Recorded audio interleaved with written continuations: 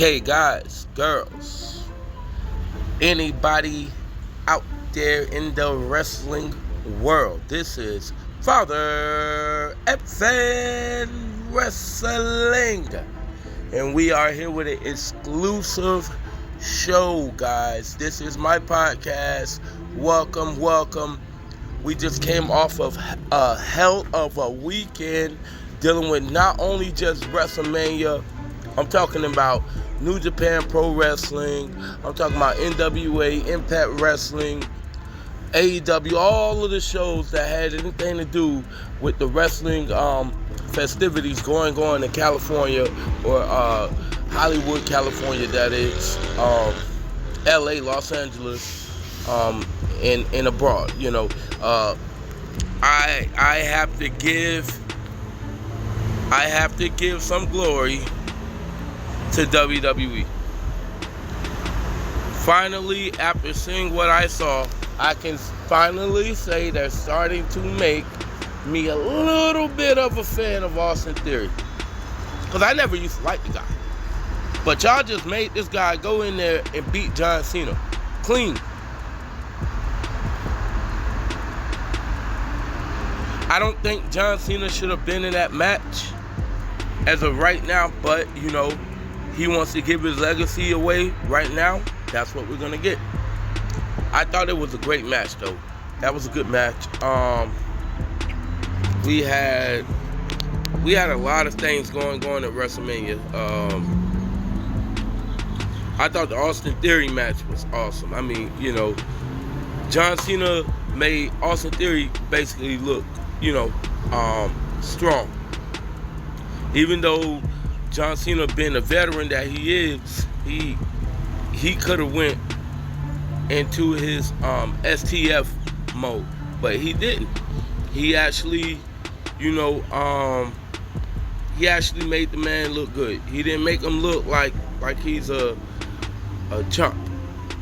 So that was a very good match.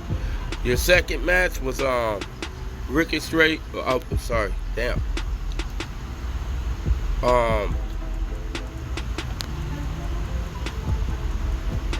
Yeah, give me 1 second, guys. Yeah, your second match was Braun Strowman and Ricochet versus the Street Profits, Alpha Academy, and the Viking Raiders. It was a man showcase. In the end, the Street Profits won this match, and I agree with the Street Profits winning this match. But I thought that the Street Profits was going to break up. But I mean, if you can get the Street Profits a little bit of a run right now, that'd be great, knowing that Montez Ford is getting ready to break off as a singles superstar. So that would be great. That would be awesome. So I'm glad that they won. The next match we had after that was Seth Rollins versus Logan Paul. It was a great match. I think Logan Paul, in a couple of years, if he still wants to do the wrestling thing, he's going to be great. He's going to be up there, man. He's having matches with Seth Rollins out the gate. Who ever thought they'll see a YouTube star fighting Seth Rollins? Even though Seth Rollins won, but we know that's just the veteran of Seth freaking Rollins. Match after that, see, I'm just running through these things, guys, because I want to get to another segment on this show.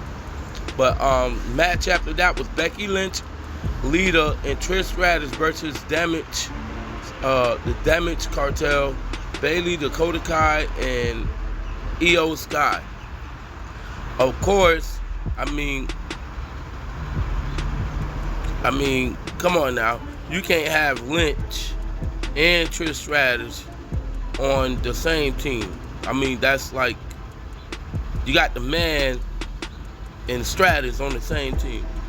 You understand? Like, so I mean, I'm glad that Trish Stratus is back. That's a beautiful lady. I'm glad she's back. Congratulations to her and Becky Lynch. Good match. Okay, a top match on the card, which I was waiting for this thing. No, it's not, you know, the main event, but it was really good. It was really freaking good, yo. It was really good. I'm talking about Dominic Mysterio versus Rey Mysterio. The way that Dominic showed up inside of the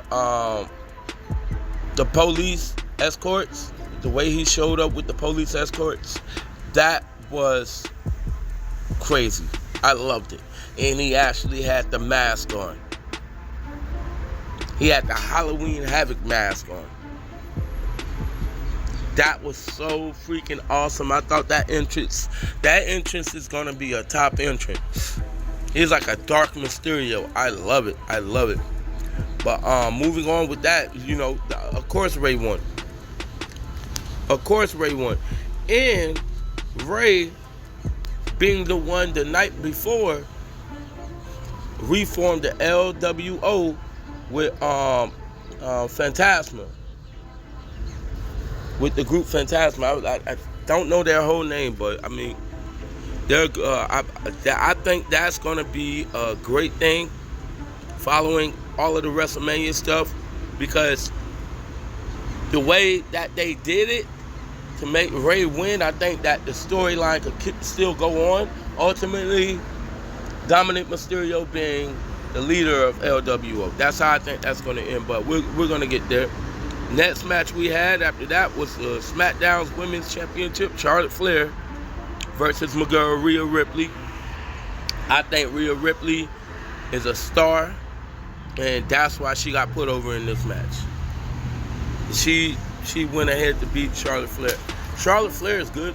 I think Charlotte Flair has a lot of other things going on outside of the world of wrestling that she needs to deal with first, and then maybe we can see what's going on with that. Next match we had was Pat McAfee versus The Miz. Snoop Dogg came to the ring after the women's match to hype up the crowd a bit more. So Snoop told The Miz the only thing better than the massive attendance would be if Miz had a match. Miz agreed, which led to Pat McAfee returning to accept Miz challenge. And that was a good match, decent match. I like Pat McAfee. He actually won this match. So, you know, congratulations to Pat McAfee. We're just running through this thing, guys, because this was night one. Before I move on, I would like to say like and subscribe to any new people that's viewing my podcast. Thank you for viewing my podcast. Don't forget to hit the like and subscribe button. Thank you, guys. Opening up a nice, refreshing Monster energy drink over here. 0 calorie, you know. Gotta do it right. But next match that we have, which is finally, you know, I think this was the last match, if I'm not mistaken. I think this was the last match. It was the Usos versus Sami Zayn and Kevin Owens, which was a great match. They went out there, they went back and forth. At one point, you had Owens getting a hot tag, laying out Jimmy Uso on ringside and flattening Jey Uso with a frog splash. And the crowd kept getting louder and louder as the match went on. So this was a great match. The crowd was 100% behind Sami Zayn and Kevin Owens. Sami Zayn and Kevin Owens wins. And they are the new undisputed tag team championships. Very good match. Very good match. They deserve it. I love it. It was night one of WrestleMania was great. I actually watched it with my son. I was very into the Austin Theory John Cena match. That was a great thing that John Cena did when he put over Austin Theory. Basically, he's saying Austin Theory is the future, which, you know, he's still rubbing me a little bit different, you know, but I liked it. I cannot say that I didn't like that the way that match ended. in the results of that match. I got to give WWE their credit. They have skimped up a little bit this year, but they showed everybody else, every other company that's out there, they showed them why they're the number one. They're the number one top dog. It is what it is. So, with that said, guys, we're going to jump into a little bit of side segments. I was watching, I forgot whose podcast I was watching, but they were actually saying that something about the multiverse of matches. They said it wasn't that good, the Impact Wrestling multiverse of matches. So I went and watched it myself. I gotta say, Impact Wrestling Multiverse of Matches was a damn good show.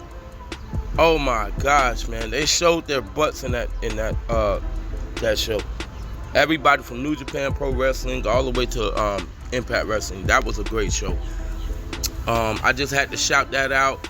If you haven't watched Impact Wrestling Multiverses of Matches, then you guys should go check that out. I recommend that heavy. Now we're gonna get ready to move on to WrestleMania Night 2, which, you know, I watched it. I liked it. I thought that in some form of fashion that it wasn't as hyped as much as Night 1, and that's why I don't think they should do Night 1 and Night 2. They shouldn't do that. I don't know if they're thinking that WrestleMania is too long, but damn, it's WrestleMania. It's supposed to be long.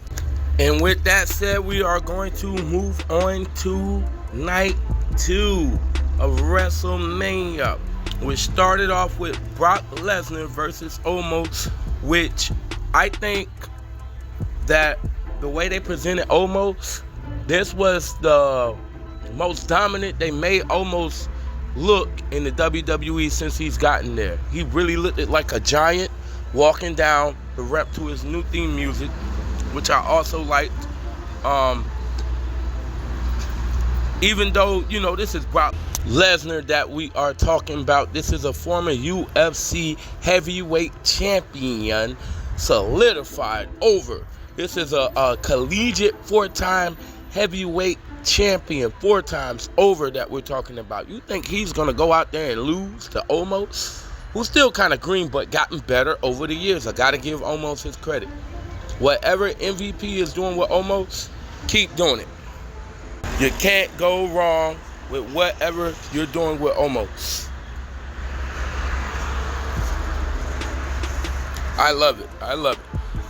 Next match that we had was Liv Morgan versus Raquel Rodriguez versus Natalya and Shotzi versus Ronda Rousey and Shayna Baszler versus Chelsea Green and Sonya Deville. The participants in this showcase, you already know, these are a lot of girls that's trying to move up to the second tier of the women's division. Kind of like the division that Jade Cargill is in over there in AEW. Which, you know, it's okay. I remember Shotzi from Impact Wrestling. That's the first time I saw that girl. Which I don't think that they really knew what to do with her yet. I forgot the group that they had her with, but at the end of the day, we had Rousey and Baszler defeating all of them.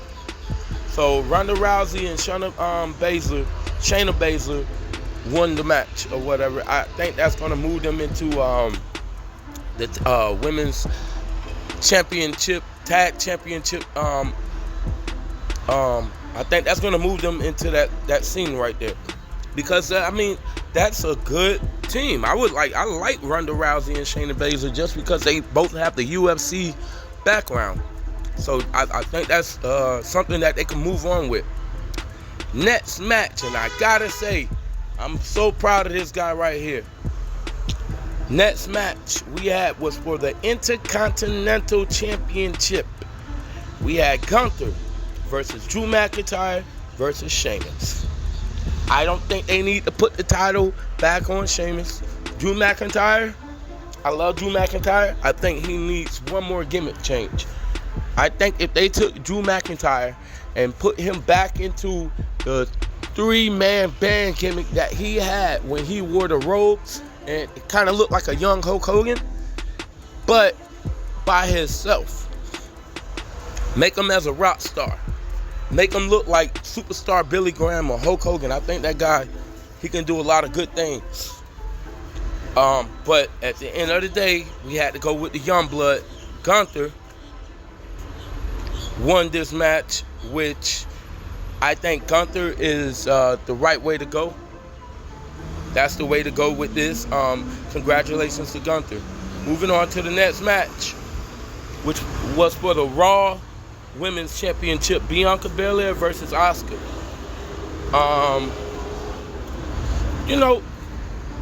lot of things I got to say about Asuka. I think they need to seriously take that face paint off of her and give her a different gimmick. We know she's trying to come out as the crazy kabuki girl or whatever, but I think she has so much more. I think they need to put her in a Yakuza role, like everybody knows that game. Put her in as like a agent cartel boss, like make her a boss. You have all of these agent girls over there in WWE right now that they're not using. You got Asuka sitting right there who gets most of the TV time out of all of those girls. Give her that gimmick and move on with it. So we got Bianca Belair, who rightfully so deserves to defeat Asuka. She defeated Asuka, kept her women's belt, and we move on, which I don't really get too much out of that. Now, we have, yet again with The Miz, because the Miz basically was hosting the damn thing, along with Snoop Dogg and Kevin Hart and all of them, which they all did a phenomenal job. So we had Snoop Dogg versus The Miz in an impromptu match, which caused Shane McMahon to come out, and he injured himself, so Snoop had to carry on the match, which he did, and he beat Shane McMahon. That was a good little excitement, but it was kind of embarrassing to see that Shane McMahon came out and he injured himself. He should have stayed in the damn back and catering. Anyways, next match we had, which was Hell in a Cell at WrestleMania, baby, was Edge versus the Demon Finn Balor. My boy, Finn, formerly known as Prince Devitt. Y'all don't know nothing about that. See, I remember when he was Prince Devitt and he was doing the demon. But anyway, so we had Edge actually win this match, and I'm kind of surprised that they let Edge win this match. I don't know what his contract looks like and how long he tends to lace up his boots, but he looked damn good in this match, bro. I would love to see Edge get back with Christian some time before they both like officially retire. But Edge won this match by pinfall. Now we get to the main event, and guys, we're at the big boy of them all. We've been anticipating this for a long time, and before I move on, I would like to remind you guys, hit the notification bell, hit the like and subscribe button. Anytime that the Father puts out any content with that notification button hit, you will get anything that I put out. And don't forget to like and subscribe once again. Don't forget to check me out at Father FKN Wrestling 1 on Instagram, on Twitter, Father FKN Wrestling, all over this BITC. You understand? I'm here, baby. I'm here. But also, guys, if you're into music, I do music. You can check me out at Jondas O'Brien _official. That's on Instagram. That way you can check out my music. I do t-shirts. We do logos over there. It's a whole different vibe. If you guys got any intentions of listening to something different, I think you guys would like that. So we're all over the place, guys. So I want to get to this thing right here. This has been building up ever since Cody Rhodes has came back to the WWE when he departed from AEW, which I don't think they knew how to really use Cody right over there. And I already know why it wasn't going to work with using Cody as he is now over there in AEW. And the main reason why is because he can't say his last name in AEW. He cannot say his last name in AEW. They don't have the rights to that name. The only people who have the rights to that name, fortunately, unfortunately, is Vince McMahon and the WWE Collective. They copyrighted that name. So in order for Cody to really tell his story, he has to use his name. His father was the great legend Dusty Rhodes. Come on. So with that said, do I think that Cody Rhodes was going to win this match in the first place? I'm going to be honest with you. Yes, I thought Cody Rhodes would have won this match. The reason being because in my head, I'm thinking, how can Roman Reigns pass up on guys like Drew McIntyre or a Miz or Bobby Lashley? Even though, yeah, we saw a lot of these matches before, but Cody just came back. So how can this happen in the first place? But it happened. So we're dealing with it, and with the results of this match, I mean, you even had Sami Zayn come out and try to help Cody with the bloodline, Sami Zayn and Kevin Owens. And I think that the right thing had happened with letting Roman Reigns win, because now you can carry on the story. Cody doesn't have to win at WrestleMania. He's going to finish his story. It could be at Backlash. It can be tomorrow night, tonight. It could be tomorrow night on Raw. So with that said, I think they did a damn good job to keep us going after WrestleMania. We got a bunch of stories, a bunch of vignettes we can get. We have a bunch of storyboards that we can get on. I think that was awesome, phenomenal. The last thing I want to talk about, which I want to say happy WrestleMania to everybody, is on the same day of WrestleMania, we get news that the parent company of UFC, which is Endeavor, is rumored, quote unquote, unofficially rumored that they have just purchased the WWE.